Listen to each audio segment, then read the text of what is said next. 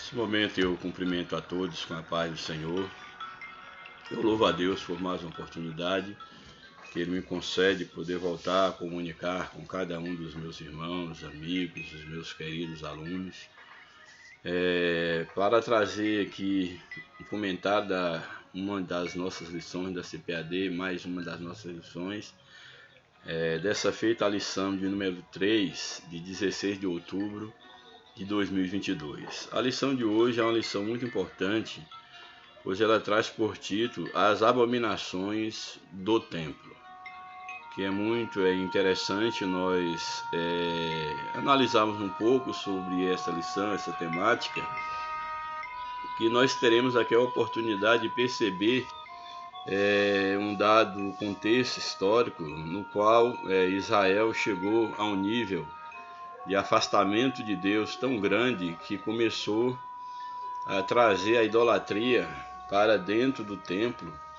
pensando ali os responsáveis pelo culto, alguns sacerdotes, anciãos, que Deus já havia abandonado o seu povo, que Deus não via aquilo que eles faziam no interior do templo, às escondidas. E aí Deus então traz o profeta Ezequiel, usa o profeta Ezequiel para mostrar as abominações que se praticava no templo, uma vez que, como nós vimos no início, na primeira lição, Deus havia chamado o profeta Ezequiel e dado como um profeta a Israel, ao seu povo. E agora temos aqui o profeta então protestando contra o povo, falando do pecado do povo e mais especificamente das abominações do templo, da liderança religiosa ali de Israel. E é muito interessante porque aqui a expressão as abominações do templo é interessante porque essas abominações, partimos do princípio que a abominação aqui é tudo aquilo que fere a santidade de Deus, e aqui mais especificamente aqui falando a idolatria, e dentre os muitos pecados que Israel cometia e cometeu contra Deus, a idolatria era o ápice do pecado, quando de fato Deus entregava o povo nas mãos do inimigo, mandava uma praga, etc. É como se o cálice da ira de Deus ele se enchesse, a tolerância de Deus ela zerasse quando o homem atingia esse ponto que é a idolatria. E aqui o termo a idolatria do templo, tanto pode ser lido como a idolatria do templo, porque ali no interior do templo havia sido colocado a idolatria lá no templo, como também a idolatria no templo, já que uma vez que lá no templo também eles estavam agora praticando a idolatria. O textual da lição, aí Ezequiel 8, verso 6, esse texto ele vai aparecer na leitura bíblica em classe, eu só vou lê-lo nesse momento. Diz o seguinte: E disse-me, filho do homem, vês tu o que eles estão fazendo?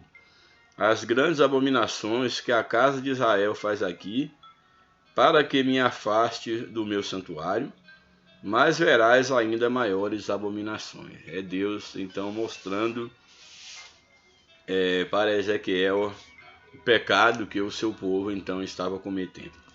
A verdade prática da lição nos apresenta: o lugar mais sagrado da Terra Santa se tornou o centro das abominações, e isso serve como um prenúncio da apostasia generalizada do fim dos tempos.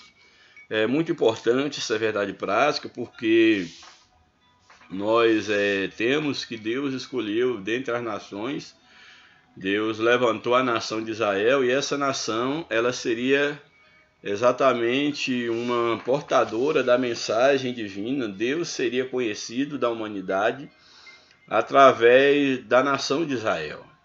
Então nós temos aqui Israel como uma nação escolhida e como símbolo da presença de Deus, nós temos agora que Deus permite que um templo ele seja construído. No princípio era um tabernáculo, quando Moisés ainda peregrinava ali no deserto até chegar à terra prometida, mas agora nesse contexto nós temos então um templo, um local definitivo, que era considerado o lugar mais santo da nação de Israel. E é importante nós observarmos que Deus escolhe a nação de Israel como uma terra separada para Deus, uma terra santa, portanto, e dentro dessa terra santa havia um lugar ainda muito especial, ainda mais especial, que era exatamente o templo. Porém agora nós percebemos que este lugar mais sagrado da terra de Israel havia se tornado uma abominação diante de Deus devido ao pecado da idolatria. E aqui o comentarista ele coloca algo de uma maneira muito acertada, que esse centro de abominação, essa abominação que foi a apostasia, é um prenúncio da apostasia do povo de Deus também no futuro, da apostasia generalizada no fim dos tempos. Naquele contexto histórico, Israel estava ali apostatando de Deus por meio da idolatria, mas isso também apontava para um futuro, mostrando uma espécie de apostasia generalizada que aconteceria no futuro. E nós sabemos que hoje nós já estamos vivendo um tempo de grande apostasia. E nós vamos ver aqui, vamos aprender durante essa lição, que aquilo que se fazia dentro do templo, apesar do templo ser considerado como a casa de Deus, um lugar de adoração, da presença de Deus ali no meio do povo de Israel, a gente observa que o pecado já estava no lugar onde menos se imaginaria que o pecado entrasse. E isso é tão significativo, por quê? Porque se o pecado ele chega a atingir o lugar mais sagrado de Israel, imagine como estava a nação de Israel diante de Deus. E é necessário que nós tenhamos muito cuidado, porque a igreja, enquanto corpo de Cristo, a Bíblia a classifica como coluna e firmeza da verdade. Se a igreja ela vier a perder o sabor, perder a sua essência, imagine como estará o mundo lá fora. Imagine como será a vida da humanidade sem Deus, se a igreja que foi chamada para ser santa, para santificar o nome de Deus, para levar o conhecimento de Deus aos perdidos, se ela se afasta de Deus, se ela apostata-se de Deus. Isso é muito importante porque nós temos percebido que, infelizmente, muitos ambientes ou muitas organizações que se dizem igrejas, que deveriam preservar a santidade de Deus, preservar os princípios, ser um ponto de referência, um lugar onde as pessoas possam ter um encontro com Deus, serem encaminhadas a Deus, serem ensinadas a buscar a Deus e a viver uma vida de santidade. Imagine se a igreja ela está afastando de Deus. Infelizmente, nós temos percebido que em muitos lugares já não se invoca a presença de Deus, já não se adora a Deus em espírito e em verdade. Apesar de continuar sendo chamado de igreja, apesar daqueles que ali congregam, daqueles que lideram, os pretensos pastores, homens e mulheres de Deus, manterem ou mantiverem a aparência do título, mas já terem perdido a comunhão com Deus. Isso é muito sério para cada um de nós que somos igreja e para você que é responsável pelo rebanho, porque você tem uma responsabilidade muito grande de levar o povo diante de Deus, de preservar a santidade que convém à igreja de Deus. E caso você não faça isso, por mais bonito, por maior que seja o templo, por mais belo que seja, a presença de Deus não se fará de uma forma real neste lugar. E o próprio Deus, ele habita nos corações daqueles que vivem para Ele em espírito e em verdade. E não adianta afastar Deus do nosso coração e pensar que Deus permanece na casa, que Deus permanece no lugar físico. Porque de fato a presença de Deus está naquele lugar por meio, através da vida daqueles que ali servem a Deus em espírito e em verdade. A leitura bíblica em classe da revista está aí no livro de Ezequiel, capítulo 8, os versos 5, 6, 9, depois o verso 12, 14 a 16. Esses versos eles vão exatamente apresentar a situação em que o povo de Israel aqui se encontrava. Eu vou ler para contextualizar melhor. Eu vou ler a partir do início do capítulo 8, todo o capítulo 8, uma vez que aqui o que é proposto na lição são alguns versos aí salteados, intercalados de uma certa forma, e não todo o capítulo em si. Então aí no capítulo 8 de Ezequiel, o primeiro verso diz o seguinte: Sucedeu, pois, no 6º ano, no mês 6º, no 5º dia do mês, estando eu assentado na minha casa, e os anciãos de Judá assentados diante de mim, que ali a mão do Senhor Deus caiu sobre mim. Ou seja, o poder de Deus, a profecia, a visão dos céus vem sobre o profeta Ezequiel. Então olhei, e eis uma semelhança como uma aparência de fogo. Ele vê a presença de Deus como uma aparência de fogo, desde a aparência dos seus lombos e para baixo era fogo, dos seus lombos e para cima como o aspecto e como o brilho de âmbar.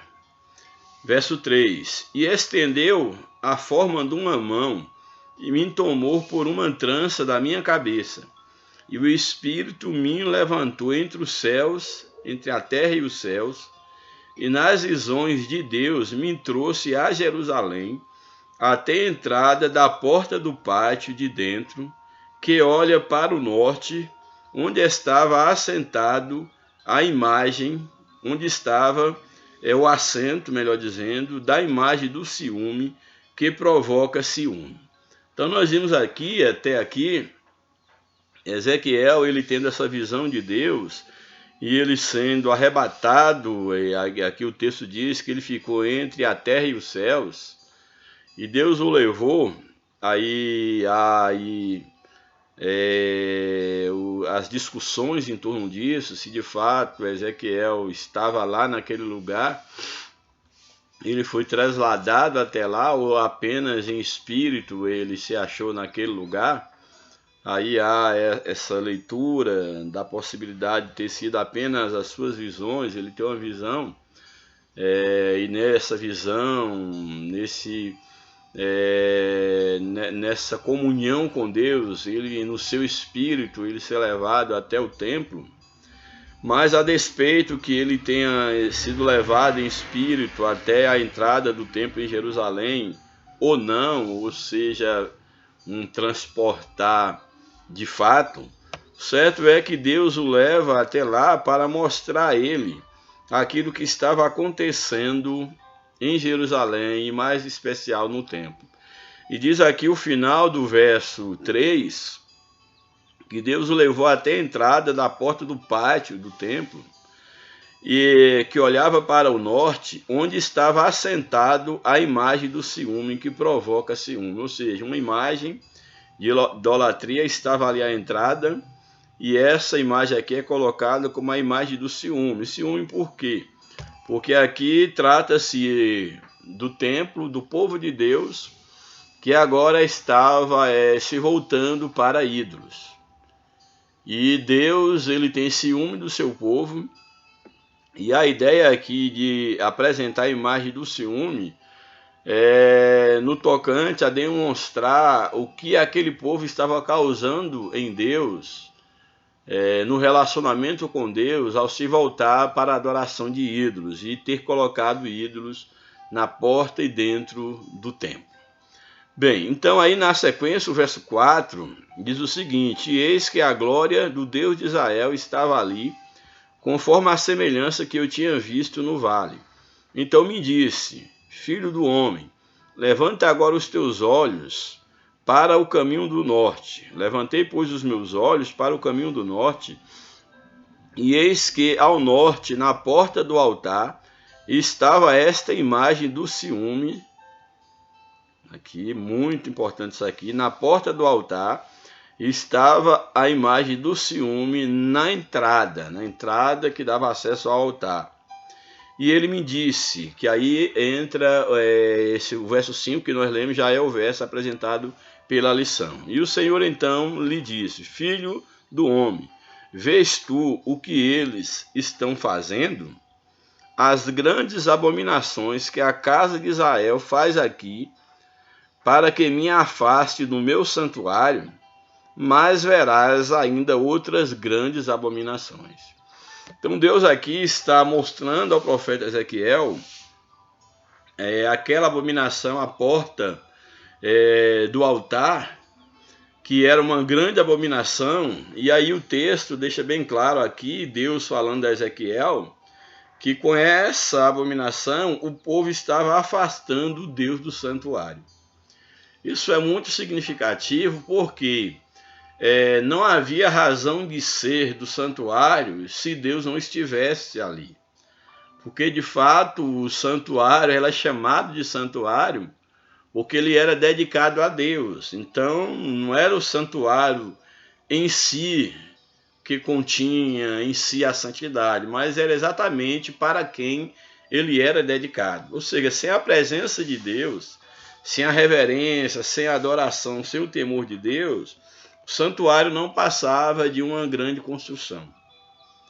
Isso aqui é muito significativo, por quê? Porque é necessário que nós tenhamos cuidado para que não nos preocupemos com a parte arquitetônica de fazer grandes templos, grandes santuários, mas através das nossas práticas afastar Deus do nosso meio. Então não há razão de ser de um santuário sem que o santo, no caso aqui o santo de Israel, esteja presente na casa, no santuário. Então o texto está aqui apresentando que por meio da idolatria, o povo estava afastando Deus do santuário. E aí Deus ainda diz: olha, e você ainda verá mais abominações ainda. Ou seja, essas aí são as que estão expostas aí no santuário, na porta do altar, mas no interior do altar, no interior do templo, melhor dizendo, você verá ainda coisas piores. Aí nós vamos para o verso 7, que diz o seguinte: E levou-me à porta do átrio, então olhei, e eis que havia um buraco na parede. Isso aqui já é muito sintomático, porque aí, aqui onde havia o altar, certamente aqui o altar está falando do lugar santo. Então, onde havia o altar aqui, diz o quê? Que nesse altar, onde havia o altar, já aqui no caso já não era mais um mero pátio, mas já é um lugar onde tinha um altar, e diz que nesse altar havia um buraco na parede. Se havia um buraco na parede, isso já fala de vulnerabilidade, de vandalismo. E isso está falando do templo. Havia um buraco na parede. E aí o verso 8, então ele me disse: Filho do homem, cava agora a parede. E quando eu tinha cavado na parede, eis que havia uma porta. Verso 9. Disse-me ainda: entra e vê as ímpias abominações que eles fazem aqui. Verso 10. Entrei, pois, e olhei. E eis que toda a forma de répteis e de animais abomináveis e todos os ídolos da casa de Israel estavam pintados na parede em todo o redor. Olha, isso pode parecer algo simples, que nós sabemos que uma das formas, dentro do contexto, principalmente na Idade Média, ainda hoje, mas na Idade Média isso era muito forte, que era uma forma de comunicar uma mensagem dentro de um contexto onde a maioria dos fiéis eram pessoas analfabetas, leigas. e havia imagens pintadas nas paredes, no teto das grandes catedrais, que era uma forma de trazer o divino, de simbolizar o divino para aqueles fiéis, vamos dizer assim, ignorantes, no sentido de não conhecer e não saberem ler ou escrever. Então a imagem era utilizada como uma forma de comunicação. Estou querendo aqui entrar no mérito da questão se isso é certo ou errado, não estou querendo. Mas o que eu quero dizer é que nesse caso aqui, o que se percebe não é a imagem como uma forma de mensagem, como uma forma de comunicação, mas é a mensagem como uma forma de idolatria. E mais especificamente, em se tratando da nação de Israel, é bom que deixe bem claro que a Bíblia diz, havia uma ordenança, isso já lá na lei de Moisés, que não deveria fazer imagem nem do que há nos céus, acima dos céus e nem embaixo da terra. Nem na terra nem embaixo da terra, ou seja, nenhuma imagem deveria se fazer, porque isso já era colocado por Deus, visto por Deus como uma idolatria. Então já havia uma proibição na lei de que o povo de Deus não deveria fazer imagem de nada como uma representação para que de alguma forma aquilo não se tornasse numa idolatria, num objeto de adoração. E agora nós vemos aqui que esse contexto aqui dentro do templo, no interior do templo, quando Ezequiel ele é levado em visão ao interior do templo, ele vai ver que toda forma de répteis, de animais abomináveis e todos os ídolos da casa de Israel estavam pintados na parede em todo o redor nessas câmaras escondidas.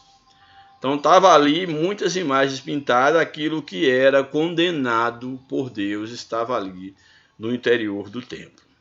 E aí o verso de número 11 diz o seguinte: e 70 homens dos anciãos de Israel, com Jaazanias, filho de Zafã, no meio deles, estavam em pé diante das pinturas, e cada um tinha na mão o seu incensário, e subia o odor de uma nuvem de incenso.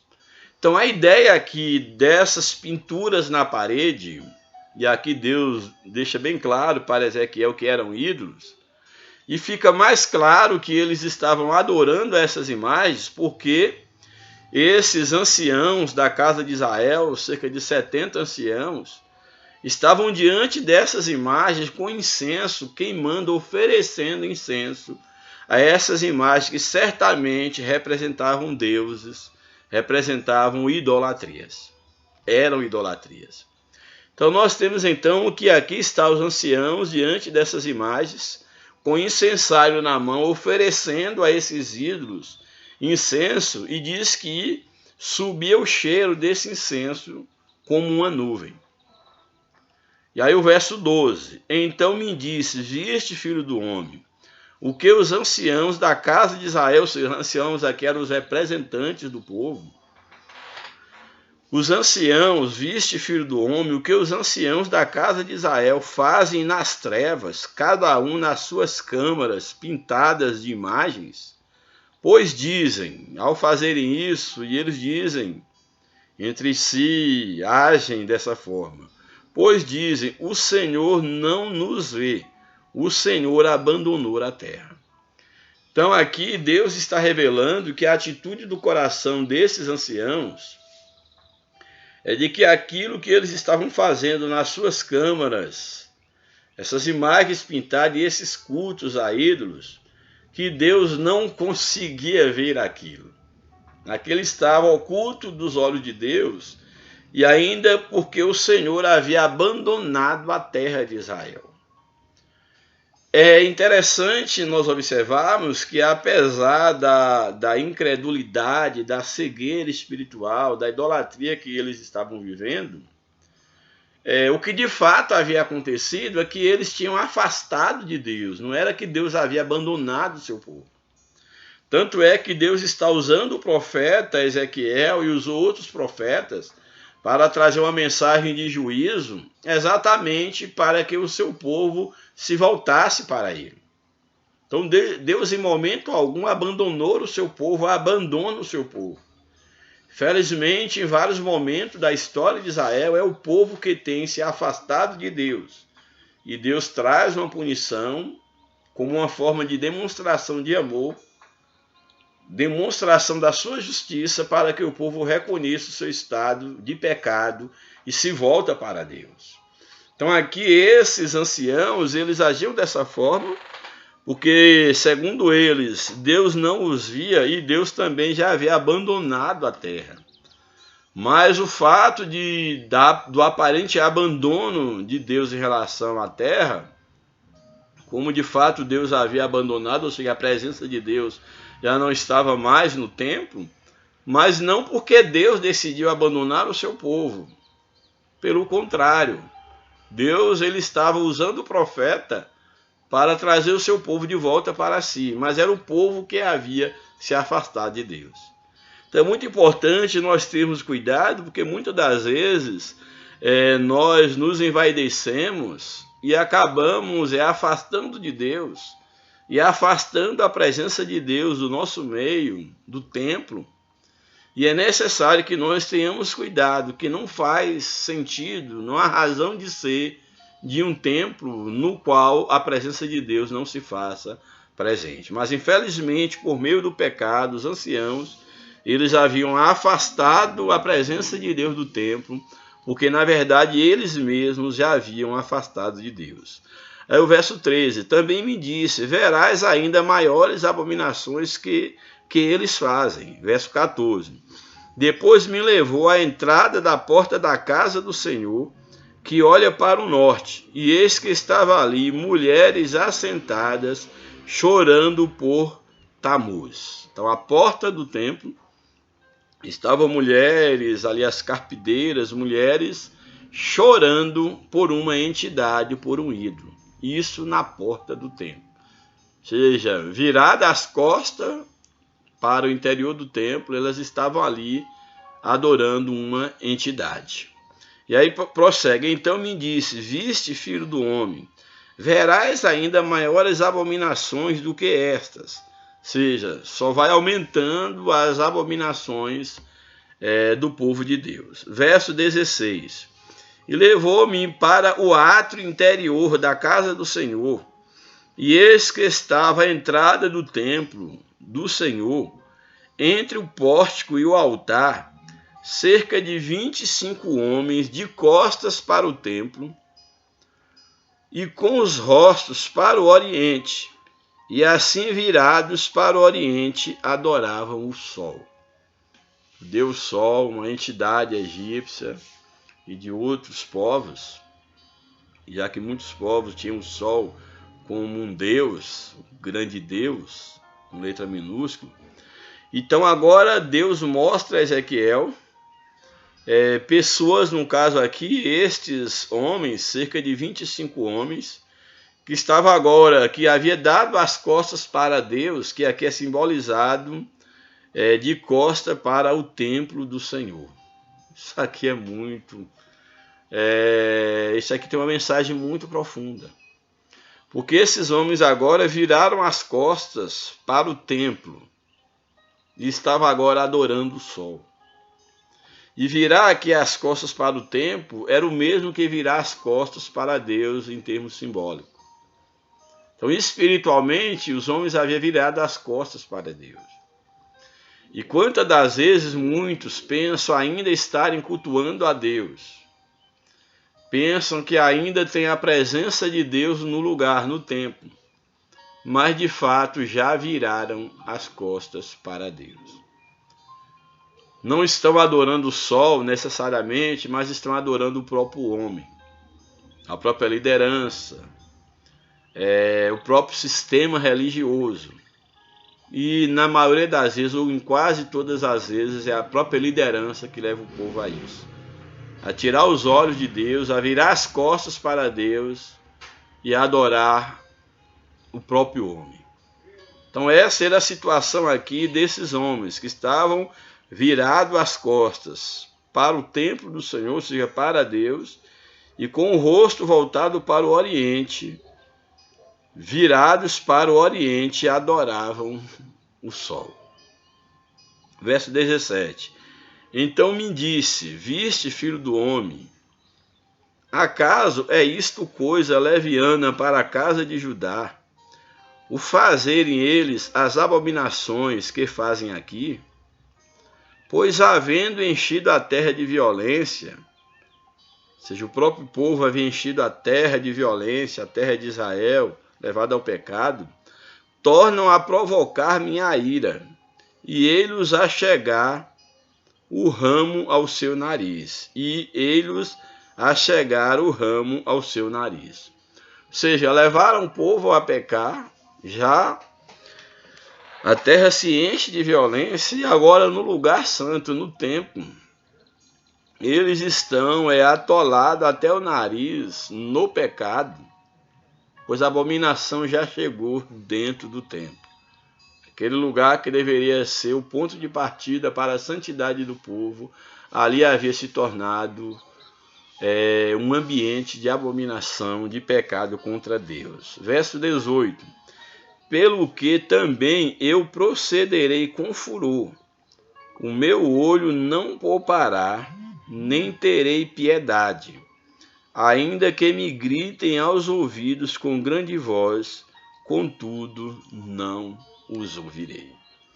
Ou seja, eles tinham a sensação de que Deus havia abandonado, de que Deus não via mais nada, mas de fato eram eles que haviam abandonado ao Senhor.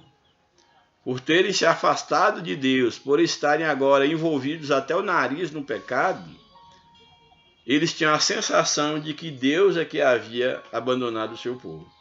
Então eles gritavam com grande voz, contudo eles não eram ouvidos por Deus, exatamente porque Deus não ouve pecador, ou seja, Deus não ouve o homem no pecado, Deus não ouve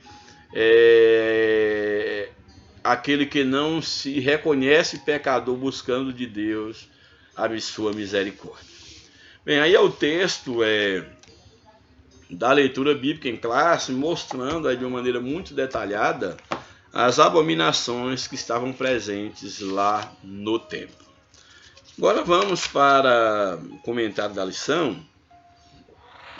A introdução nos diz o seguinte: a literatura apocalíptica se caracteriza pela presença de símbolos, sonhos e visões. O livro de Apocalipse é um exemplo clássico desse modelo literário. Ezequiel inaugurou esse estilo no Antigo Testamento, quando começa e termina o seu livro com oráculos divinos, apocalípticos, capítulo 1 e 40 a 48, além do capítulo 8 ao 11. O capítulo 8 inicia uma nova sessão nessa modalidade. Nessa modalidade, meio pelo qual Deus revelou ao profeta as abominações do templo de Jerusalém, com toda aquela simbologia de animais, cada um simbolizando alguma coisa, um pecado, a idolatria. O objetivo da presente lição é levar os crentes em Jesus a uma reflexão mais profunda sobre a ruína moral e espiritual da idolatria por meio da análise dessas abominações chocantes. Então aqui o objetivo da lição é mostrar a ruína espiritual de Israel, a ruína moral, isso materializada por meio da idolatria. Aí o primeiro tópico da lição, sobre a visão. Primeiro subtópico, a segunda visão, que essa já é uma segunda visão de Ezequiel. As visões dos capítulos 1 a 11 são partes de uma única unidade literária. O profeta recebeu essa visão 14 meses depois da primeira. A visão da carruagem da glória de Deus, que é o que nós vimos, no 5º ano do cativeiro de Joaquim. E o capítulo 8 introduz uma nova visão, que é a que nós vimos agora, que é no 6º ano, no mês 6º. Mas essa visão não foi da glória de Deus, como ele viu a glória de Deus ali, o resplendor como fogo. Então essa visão agora ela não é mais sobre a glória de Deus. O que Ezequiel viu foram as abominações praticadas no templo. Ou seja, depois de Deus mostrar a sua glória, mostrando que ele é o Deus da glória. Agora ele mostra, a Ezequiel dá uma outra visão, mostrando as abominações do povo de Israel, abominações essas que levaram exatamente com que a glória de Deus se afastasse do templo. Então nós temos aqui então essa visão das abominações praticadas no templo, o que justifica a razão da ira divina sobre os moradores de Jerusalém. Essa data é importante porque mostra que a cidade e o templo ainda não haviam sido destruídos quando dessa visão. Essa visão é preterista porque se relaciona com os acontecimentos contemporâneos de Ezequiel, uma visão que fala do passado, de algo que aconteceu no tempo de Ezequiel, mas isso não deixa o futurismo, pois anuncia eventos que estavam para acontecer, como nós lemos lá no verso 18 do capítulo 8 em questão. O subtópico 2, as visões das abominações no templo. A visão no capítulo 8 destoa das demais visões do próprio Ezequiel e demais profetas do Antigo Testamento. Ele foi levantado pelo Espírito Santo entre os céus e a terra e levado a Jerusalém numa visão, como nós já vimos.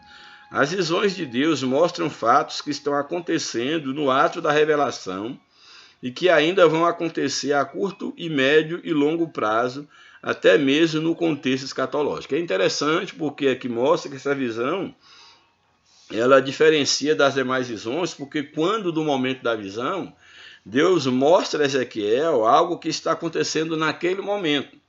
Então a visão ela mostra algo que estava acontecendo naquele momento, algo que também aconteceria em curto e em longo prazo, o que viria em consequência daquele pecado. E até mesmo tem um contexto escatológico, uma vez que aponta para uma apostasia no futuro, como nós estamos vivendo, muitos praticando abominação no lugar onde deveria ser apenas para adoração a Deus e está servindo para o culto, inclusive a imagem do próprio homem, da própria liderança e das estrelas que têm surgido no meio do povo de Deus. Daniel teve visões de coisas futuras, e da mesma forma o apóstolo João, cujas visões são de fatos passados, presentes e futuros. Escreve as coisas que tem visto e as que são, e as que depois hão de acontecer, como foi a visão de João lá no Apocalipse. Subtópico 3. Como entender as visões de Deus? Ezequiel foi transportado em espírito da Babilônia para o templo. Lembrando que Ezequiel ele estava na Babilônia, e aqui nessa visão ele é transportado para o templo em Jerusalém. Há quem afirme ter sido em corpo, ele ter sido incorpóreo, levado em corpo lá de fato para Jerusalém. Era uma visão em tempo real, mas não foi física, e isso fica claro porque o profeta diz: me trouxe a Jerusalém em visões de Deus. A visão era em tempo real, sim. Deus estava mostrando aquilo que estava acontecendo naquele momento, naquele instante, dentro daquele contexto presente. Porém, não era no sentido físico, porque a Bíblia diz e o próprio profeta diz que ele foi levado em visões. Então mostra que não foi no seu corpo físico. E depois ele vai retornar à Caldeia. Essa é a mesma experiência do apóstolo João em Apocalipse. Deus introduziu o profeta, caso aqui Ezequiel, no interior do templo e lhe mostra 4 dos oficiais da casa de Deus e algumas mulheres praticando o mais baixo grau de idolatria, razão pela qual a sua destruição se torna inevitável. Então Deus dá essa revelação, essa visão a Ezequiel e mostra oficiais praticando a idolatria, daí ser inevitável a punição de Deus contra o pecado do seu povo. Aí o tópico 2, eu estou mais lendo a lição mesmo e pontuando só algumas coisas, pois é o que mais, assim, o principal da lição nós já vimos, que é a leitura, o texto da leitura básica, a leitura aí textual que nós já lemos aí. Tópico 2, sobre as abominações, aqui é a primeira parte. Primeiro subtópico, a imagem de ciúmes, que nós lemos. O termo ciúme do hebraico kinahá, ou kinar, significa zelo, ciúme ardente, ira.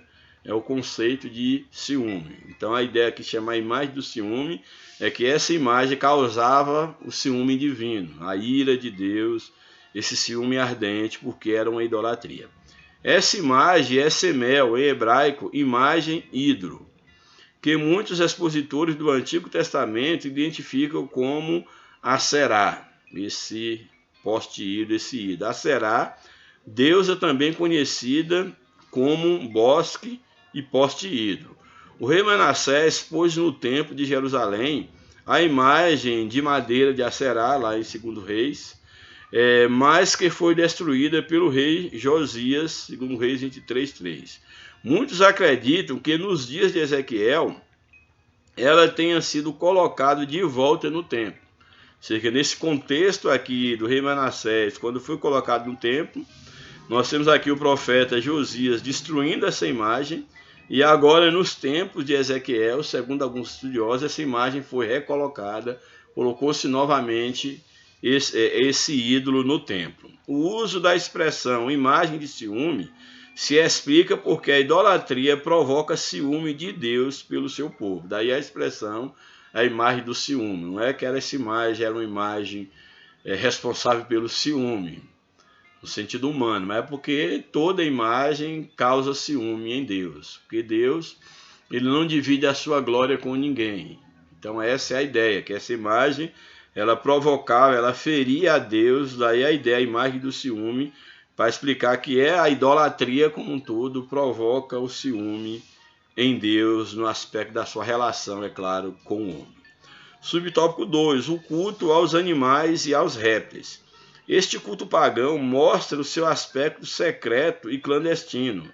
Nessa visão, o profeta precisou cavar um buraco na parede para ver o que se passava nas câmaras do templo. Ezequiel viu pintadas na parede do interior da casa de Deus toda sorte de animais abomináveis e répteis, além dos ídolos do povo. A zoolatria significa adoração aos animais. Ela é típica dos egípcios que viam nessas imagens, nesses animais, viam neles mais que símbolos ou emblemas. Eles os consideravam receptáculo das formas do poder divino. Aquilo que eu fiz menção no início. Então essas imagens não eram meras formas didáticas de ensinar. Tanto é que era algo idólatra, que elas estavam escondidas no interior. Que Deus manda Ezequiel cavar na parede um buraco, e tem toda essa simbologia que já falei, das brechas que foi dada ao pecado. E quando ele cava aqui o buraco, nessa visão, mostra que essas imagens estavam no interior, nas câmaras escondidas.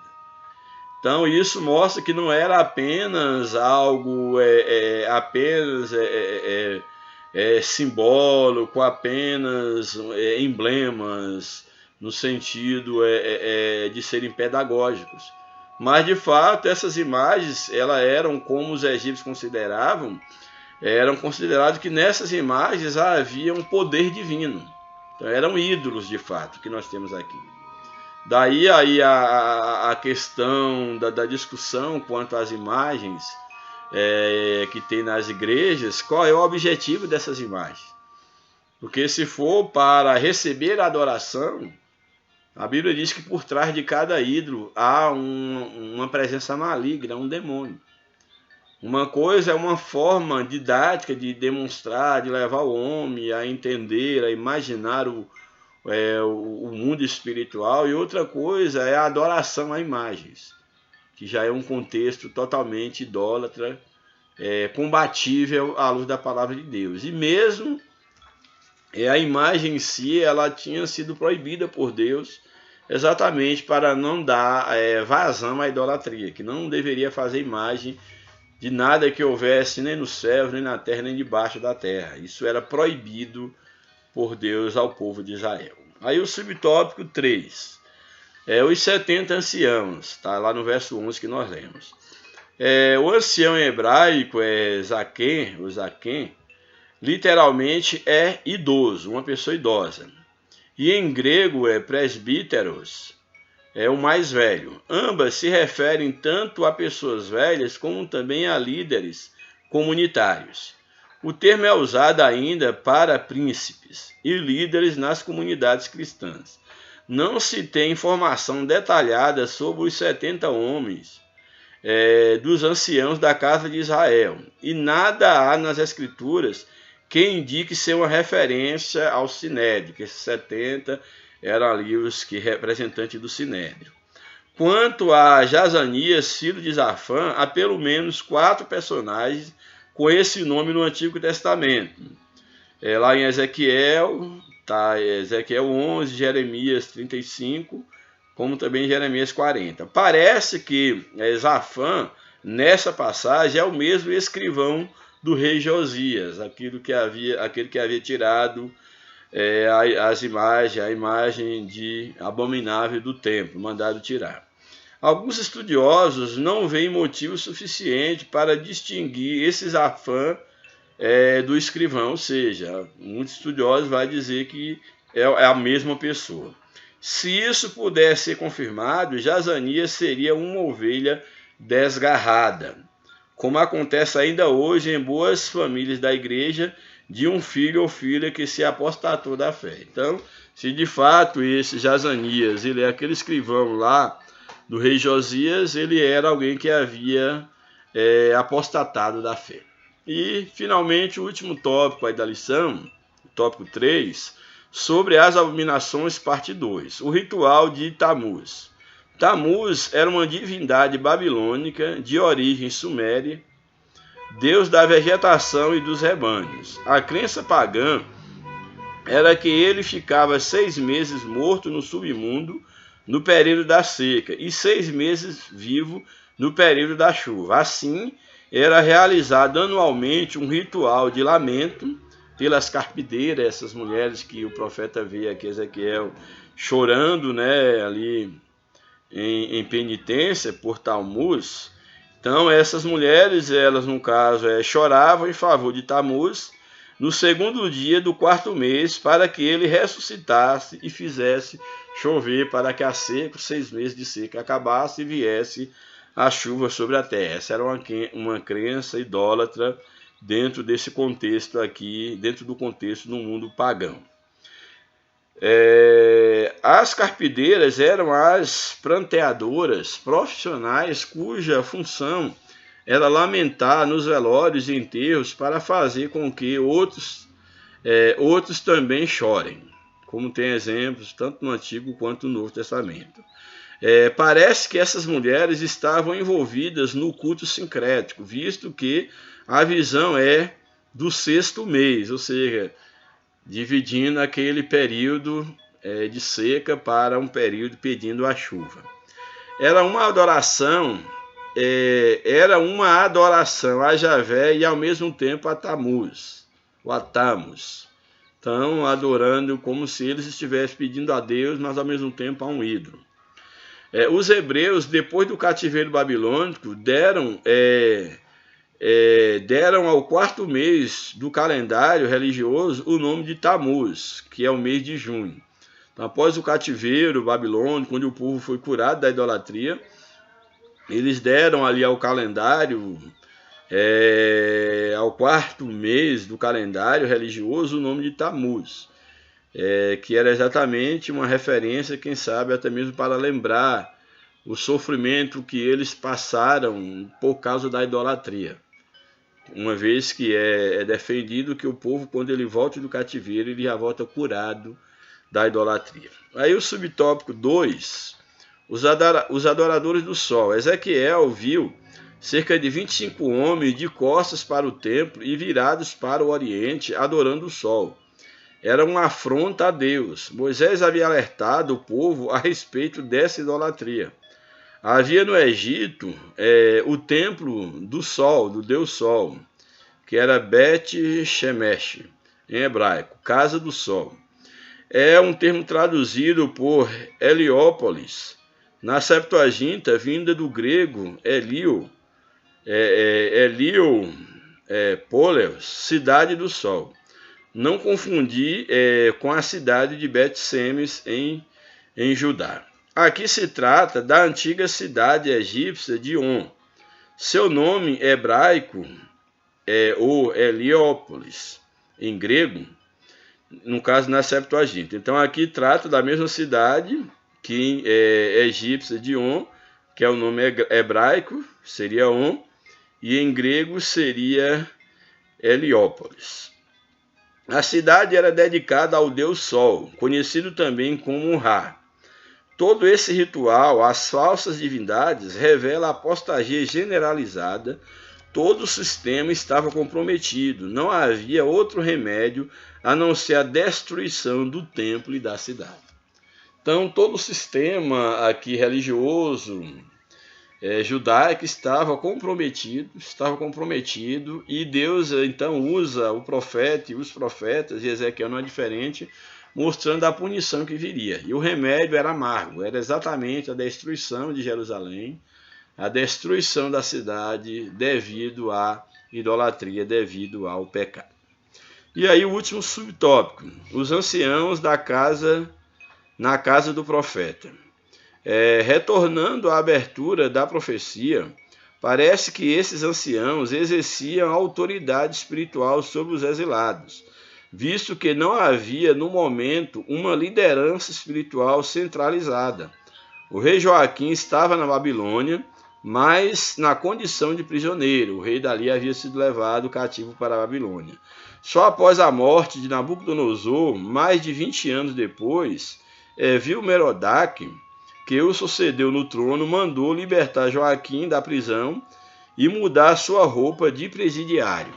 Os anciãos vinham em busca da palavra com certa frequência à casa de Ezequiel. Então, esses anciãos eles eram os responsáveis pela nação dentro daquele contexto, já que não havia mais uma liderança espiritual ali centralizada, um rei, por exemplo, que exercesse a função de rei e as funções religiosas. E então esses anciãos, eles são os representantes da nação, e eles vinham a Ezequiel para ouvir, buscar a palavra de Deus com Ezequiel. E aí então Deus mostra a situação que esses próprios anciãos estavam pecando e levando a nação a pecar. No entanto, há quem afirme que não faziam parte da ala dos fiéis, esses anciãos, mas que provavelmente Ezequiel para si, mas provavelmente eles vinham a Ezequiel, procuravam Ezequiel para se manterem informados, não que eles fossem fiéis a Deus, uma vez que eles mesmos estavam praticando a idolatria dentro do templo. Além disso, os falsos profetas atrapalhavam a vida espiritual dos exilados, assim como em Jerusalém. Ainda tinha os falsos profetas que tanto no exílio atrapalhava a vida do povo, como na própria cidade de Jerusalém, fazia com que o povo mais ainda se afastasse de Deus, só fazendo cada vez mais que a ira de Deus fosse algo certo sobre a nação. E aí a conclusão da nossa lição.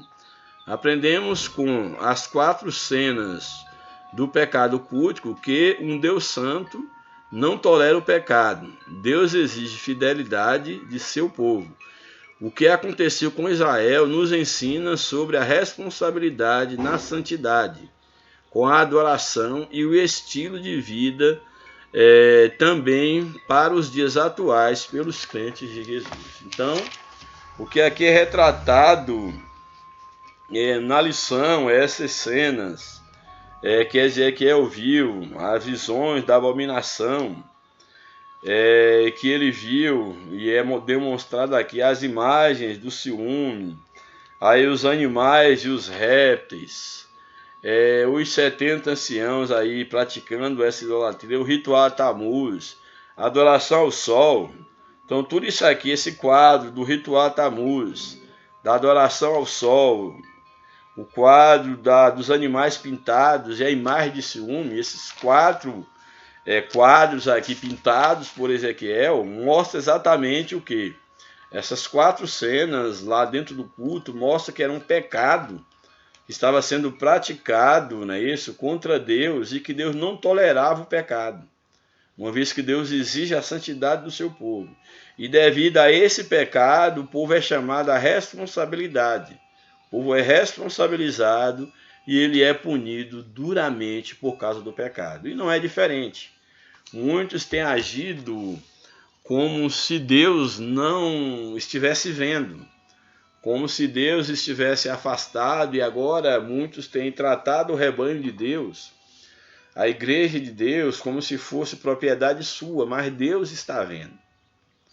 Deus está vendo e há de pagar um preço muito caro àqueles que estão levando o povo a afastar-se de Deus, aqueles que estão brincando com a santidade de Deus, que mesmo sendo ainda considerado pelos homens como pretensos homens e mulheres de Deus, ainda quem sabe aí desfrutando em termos materiais dos benefícios da liderança, mas que não tem tido um zelo, que não tem tido temor com a seara de Deus, com a obra de Deus, com a igreja de Deus. Todos esses hão de ser chamados à responsabilidade. E eles hão de pagar um preço muito caro pelas suas abominações e por ter levado muitos a se afastarem de Deus, muitos a se apostatarem da fé, tem fechado a porta do evangelho para outros que querem entrar, mas que devido ao mau testemunho, ao mau exemplo, tem tido aversão ao reino de Deus, ao evangelho de Cristo.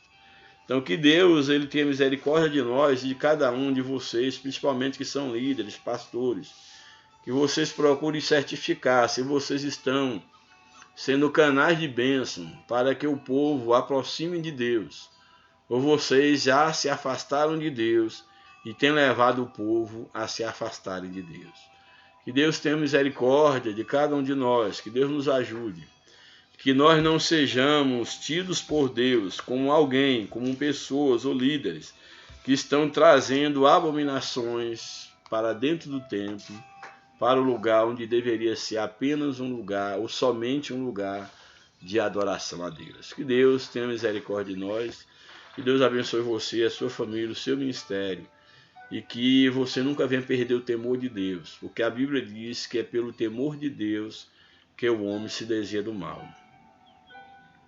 A única explicação para alguém que age como se a igreja fosse sua, explorando a igreja, afastando a igreja, tirando a palavra, a Bíblia do centro, às vezes usando a Bíblia só como um pretexto, dando escândalo no evangelho, a única explicação é a perda do temor de Deus. E quando alguém perde o temor de Deus, nada mais faz sentido. Que Deus tenha misericórdia de cada um de nós, tenha misericórdia de você que tem a responsabilidade sobre o rebanho de Deus. E que a misericórdia de Deus ela seja tão grande e que você ainda encontre lugar para o arrependimento. Mas não brinque com Deus. Existem muitos que estão brincando com Deus, mas que um dia vão tentar voltar-se para Deus, mas não achará mais lugar para o arrependimento. Que você possa analisar o quanto isso é sério. O quanto é sério alguém chegar numa situação que ele deseja arrepender-se, mas que no seu coração não há mais lugar para o arrependimento. Por quê? Porque ele foi brincando com Deus, foi afastando da sua vida o único ser, a única presença que é capaz de convencer o homem do pecado, que é capaz de convencer o homem da justiça, do juízo, que é capaz de levar o homem a não perder a sensibilidade espiritual, que é a presença do Espírito Santo. À medida que você brinca com Deus, brinca com aquilo que é sério, com a santidade de Deus, com a responsabilidade que Deus entregou nas tuas mãos, à medida que você vai brincando, você vai afastando-se da presença de Deus. E uma vez que você afasta da presença de Deus, o Espírito de Deus afasta de você. E você pode chegar a um estágio de você, ou um estado de você querer buscar o arrependimento e no teu coração não ter mais lugar para o arrependimento. Sansão brincou com Deus. E a Bíblia diz que ele não percebeu que o Espírito de Deus já havia se afastado dele. Então tenha muito cuidado, tenhamos muito cuidado. Porque à medida que nós vamos nos tornando indiferentes à voz de Deus, ao temor a Deus, que vamos achando tudo normal, que vamos banalizando a vida com Deus, nós podemos entrar num estado de afastação de Deus, de prostração espiritual, e a nossa queda ser fatal. Que Deus nos guarde, que Deus nos abençoe, que nós possamos guardar o temor de Deus acima de tudo. Um abraço, que Deus abençoe você e a sua família, e você que tem se afastado de Deus, volte para Deus enquanto é tempo. Que Deus te abençoe e tenha misericórdia de ti, em nome de Jesus. Amém.